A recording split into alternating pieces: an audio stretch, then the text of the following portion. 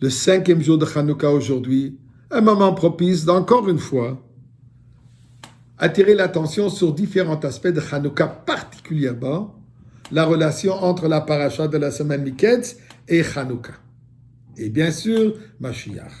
Je dis bien sûr Mashiach, puisque nous savons, comme la Gemara de nous dire, nos Chachamim de nous enseigner, que malgré que toutes les fêtes au temps de la Goula vont être diminuées en leur ampleur, sauf Hanouka ainsi que Purim. Que la lumière de Hanouka, elle va rayonner, elle va briller aussi puissant durant la Géoula, telle qu'elle brille aujourd'hui durant le temps de l'exil. Donc, Hanouka et Mashiach, ils sont extrêmement connectés. Mais c'est quoi le rapport avec la paracha de Miketz? Eh bien, le rabbi un jour a commencé le Fabring Miketz en disant « Ah, Miketz, Mashiach. Ketz Hagoula, le temps de la rédemption. » Et le Rebbe continue, malgré le fait que le mot Miketz, on ne parle pas de la Goula de Mashiach. On parle du fait que Yosef a été finalement libéré de sa prison. Mais puisqu'on est tellement attentionné, on est tellement excité de la Goula, on voit dans tout ce qui a un lien avec Mashiach, on le voit immédiatement. Alors, quel rapport de Miketz avec la Géoula?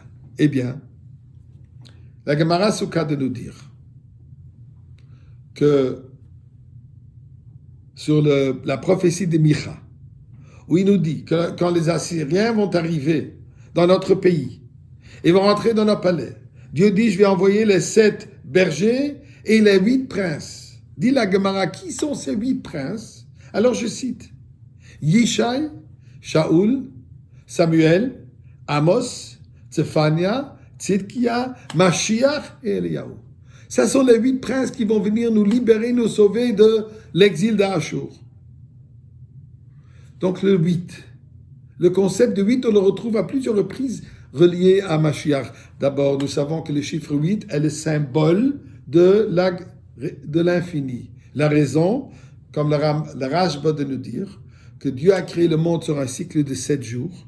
7 jours de création. Donc le monde limité, le monde fini est sur une base de 7. Le 8e qui est au-delà du 7, au-delà de la limite est l'illimité. Donc le chiffre 8 représente la Géoula finale, le temps de la rédemption. Et d'ailleurs, la Gemara Erchin de nous dire que la harpe qu'il y avait dans le Beth Amikdash avait 7 fils. Tandis que la harpe de Mashiach, Vishelimot HaMashiach, Shmone, nous dit la Gemara Erchin. La harpe de Mashiach, elle aura 8 fils. Pourquoi? Encore, puisque ça représente l'infini. Hanouka, 8 jours d'allumage de bougies. Les 8 jours de fête. Intéressant. Pessah aussi. Pessah qui est la fête de la libération, aussi à 8 jours. Donc, cette Hanouka nous représente cet aspect de l'infini, cette relation directe avec Mashiach.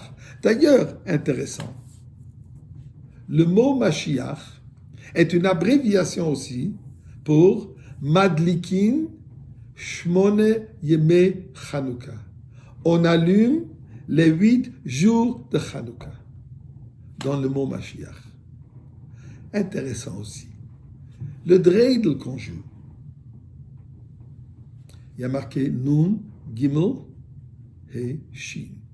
Nes, Gadol, Hayasham. Yaakov, avant de descendre en Égypte, il a envoyé son fils Yehuda Goshna, comme il y a marqué. Le Horot, le Fanav Goshna, pour établir, Rashi de nous dire, un endroit, un Talmud Torah pour étudier. Le mot qui est utilisé là-bas, c'est Goshna. Goshna a les mêmes lettres que la toupie, que le dreidel de Nun, Gimel, Hey, Shin, de Nes Gadol Hayasham. C'est l'étude de la Torah qui va nous sortir. C'est le royaume de Yehuda qui nous sort de ce galout. Donc le Nun, Gimel, Hey, Shin, intéressant ce qu'il y a à voir aussi, correspond la valeur numérique à Mashiach. Les deux, ils ont le montant, le chiffre 358.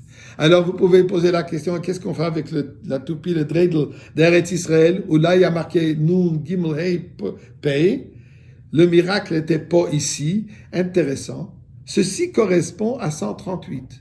La Gemara, quand elle parle des noms de Mashiach, Un des noms, c'est Menachem. Menachem, exactement à 138. 358, 138, le chiffre 8 qui est là-dedans. Eh bien, qui se lève? Le mois qui se lève se partage en deux mots.